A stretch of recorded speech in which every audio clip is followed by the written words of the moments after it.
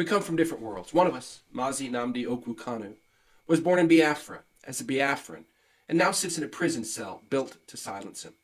The other, Mike Arnold, was born in the United States of America, where this declaration is being delivered, and has crisscrossed the ocean 16 times because what he saw here would not let him leave. We do not walk the same road, yet we have arrived at the same conviction. Today we speak as one to every person of conscience on this land, every tribe, every region, every faith. We share one enemy and one future. When darkness covers a people, when truth tellers are jailed, when a government's full-time work is hiding mass graves, that is the hour when boldly speaking truth can topple tyrants and set the people free. That hour is now. It is time to rise. The hour demands it. The scale of suffering is staggering. Hundreds of thousands killed in recent decades alone. Millions displaced from their ancestral homes. The darkness has many faces. The historical legacy of jihadist conquest, Boko Haram, ISIS affiliates, armed Fulani militias, lobbyists in Washington, and tyrants in Aso Rock who enrich themselves while denying the dead. By 1900, the Sokoto Caliphate was among the largest slave societies in modern history. The genocidal Biafran-Nigerian War claimed some 3.6 million lives, according to official estimates, with Irish missionaries putting the figure closer to 5 million, many through starvation. Since 2009, credible reports document more than 180,000 deaths, more than 19,000 churches burned or destroyed, and the displacement of as many as 10 to 12 million people from their ancestral homes. Children grow up in squalid camps the regime denies exist, surrounded by the ideology that murdered their parents. This is not farmer-herder conflict, not climate change, not a misunderstanding. This is conquest, one of the longest patterns of targeted violence and displacement in modern history. It ends now. The violence is not inevitable. It is the result of choices that can be confronted and reversed by the sovereign will of the people. We hold these truths. Every human being on this land, every tribe, every tongue, every faith, is made in the image of God and possesses inherent dignity and the right to life, liberty, and self-determination. Every person has the right to live in peace in the home of their fathers. The displaced must return home. Their safe return and full restoration come before all other national work. Until they are home safe, with justice and restitution, nothing else is finished. We acknowledge without hesitation or qualification the pain, suffering, and injustice endured by the oppressed of every tribe, every ethnic group, and every region across this land. No community holds a monopoly on grief. From north to south, east to west, millions have borne the weight of violence, corruption, neglect, and broken promises. Their blood, their tears, and their stolen futures cry out for justice, just the same. They too are entitled to freedom, dignity, and security, no less than any Biafran, no less than any Nigerian. We do not seek liberty for our one people alone, but for all who suffer under injustice. The society we demand is one rooted in freedom, equity, justice, fairness, and the uncompromising supremacy of the rule of law. These ideals are not optional. They are irreducible, non-negotiable, and the minimum standard we demand from those who govern and from ourselves. A government is legitimate only with the consent of the governed. When it arms killers, bulldozes camps of displaced citizens, and pays foreign press agents to deny mass graves, it has lost the right to govern. Self-determination is not a crime. It is a fundamental, inalienable right enshrined in the supreme law of the land and in binding international instruments solemnly ratified by Nigeria herself. Nigeria's constitution, the apex legal instrument of the Federal Republic, declares in unambiguous terms that sovereignty and power belong to the people, not to any cabal that looted and rigged its way to Abuja. Beneath the Constitution sits the African Charter on Human and People's Rights, which occupies the second highest position in the hierarchy of Nigerian law. What makes this even more damning is an innocuous but explosive provision in Nigeria's own Terrorism Prevention and Prohibition Act 2022. Section 2, subsection 3F expressly provides that any act which constitutes a breach of the African Charter on Human and People's Rights is, by that very fact, an act of terrorism under Nigerian law. Let the world hear this clearly. Article 20 of the African Charter guarantees the right of self-determination, and the continued systematic violation of this right against Biafrans and all other Nigerians, including the persecution and imprisonment of Mazi Nnamdi Kanu, places the Nigerian state in direct, self-inflicted violation of its own anti-terrorism legislation. The regime that accuses others of terrorism is itself culpable of inflicting terrorist acts upon a people peacefully demanding their God-given and constitutionally protected rights. A free vote is not violence. Speaking truth is not terrorism. It is the denial of these rights that constitutes the real terrorism. No ideology that demands death for words, death for faith, or death for tribe has any claim on the future of this land or any other. The wealth under this ground belongs to the people who live on it. Every barrel taken under cover of massacre is theft. Every kilogram of ore dug from under the homes of the displaced is soaked in innocent blood. Every dollar that flows to foreign accounts while children starve is theft. No one is coming to save us. No outside power will hand us our freedom. No foreign capital will grant us our wishes. Waiting for rescue is colonial thinking, a habit of the chained mind. The world may help. It may not. We do not wait. Power is never given. It is built. It is taken. The cost. Freedom is not free. It never has been. It will not be now. Those who broke the chains of apartheid did not do it by waiting. Those who faced dogs and hoses in Birmingham did not do it by hoping.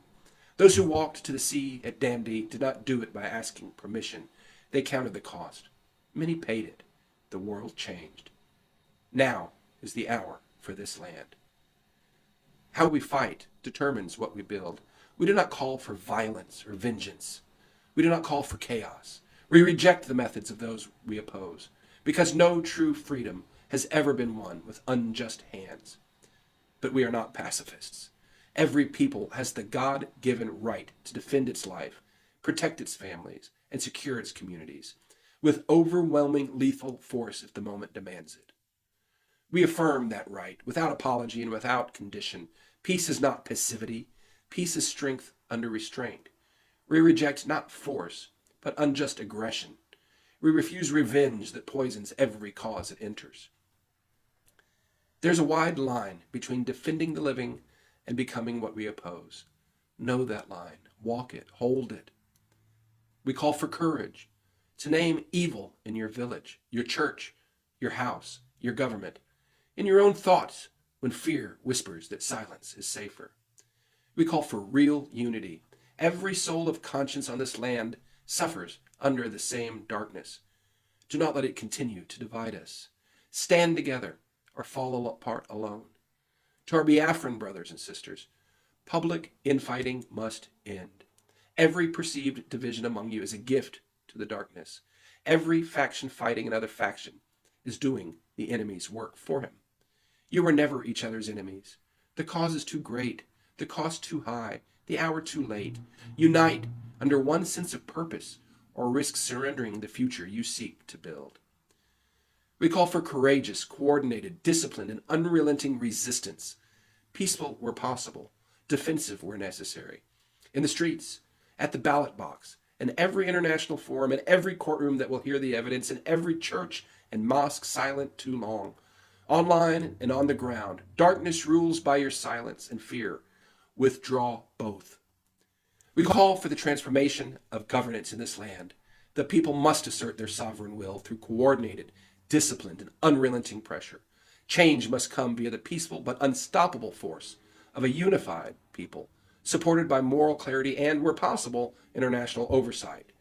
Through legal and democratic action, through an internationally supervised process for a new constitutional framework and genuine self-determination, through the kind of moral force that has stopped tyrants before and will topple them again. We call on the world, every government, every faith, every human rights body, every person of conscience, to stand with the people of this land, not with the evil regime, with its people. Understand, we will not wait for you, and we will remember. Stand with us today. or watch us rise without you. To those who hold power, history is watching, and it is not kind to those who choose the wrong side of it. Pharaohs do not win in the end. They never have. You know this. Behind the lobbyists and the propaganda and the billions stolen from the ground while your own people starve, you know this. To those in authority, history shows that no regime built on fear, division, and plunder endures forever. The path of repentance and reform remains open. Choose justice over power, accountability over impunity, and the healing of this land over its continued bleeding. This regime once put on the record, starvation is a legitimate weapon of war, and we have every intention of using it. Only the methods have changed. The blockade became burned villages. Bombs became bulldozers. The darkness continues. In Europe, the right side ended the Holocaust, wrote the history books, and the world was forced to reckon. Here, the wrong side won, and the world has never reckoned with the millions murdered. That reckoning starts now. The question is not whether this land will be free. It will be free. The only question is what will it cost and who will answer for what was done. What freedom looks like. Wherever the people of this land have been free, they rise. In medicine, law, engineering, finance, the arts. Among the most educated and entrepreneurial people on earth, they do not merely survive, they excel. But it is not happening here because the darkness won't let them. Break it and watch what happens. The North, liberated from the grip of terror, its people free at last to build rather than conquer. The Middle Belt, healed, its dead remembered, its living come home, its farms restored, its churches rebuilt. The South, rising, its resources belonging at last to those who live on the ground. A new constitutional order, written by the people, through genuine consent, that respects self-determination while enabling cooperation. When this land is free, the people will not merely survive. They will lead. The benevolent giant of Africa, a multi-ethnic democracy rooted in peace, righteousness, and human dignity, putting $1 trillion of God-given wealth to work for its people and for the world. No longer a burden or a threat, a partner, a beacon to every people still waiting for their own long night to end. The free world needs this land free. The land needs the free world to finally show up, not for oil, not for minerals, but for its people. This is not a dream. It is what these people already are, everywhere they are free. Let us finally bring that freedom home. To the people, gird yourselves. The road is not short. It is not easy. Count the cost and be willing to pay it anyway. The cost of surrender is higher. It always is. Be the good ones. Be the honest ones. Be the ones found on the right side when this is over and the true history is written. Do not become what you oppose. Do not let this cause be captured by hatred, by tribalism, or by the hunger for power and personal gain that corrupts every movement that forgets its founding purpose. The cause is life. The cause is liberty. The cause is the right of every human being on this land to live in peace in the home of their fathers, to worship freely, to vote freely, to build freely. That cause is worth everything. Bring the displaced home. End the killing. Break the darkness. Draw the boundaries of peace by consent, by the voice of the people, the only authority that matters. The long night is ending. Let us stand together, not in hatred or narrow tribalism, but in defense of life, liberty, and the right of every human being to live in peace in their ancestral lands, to worship freely, and to build a future of dignity.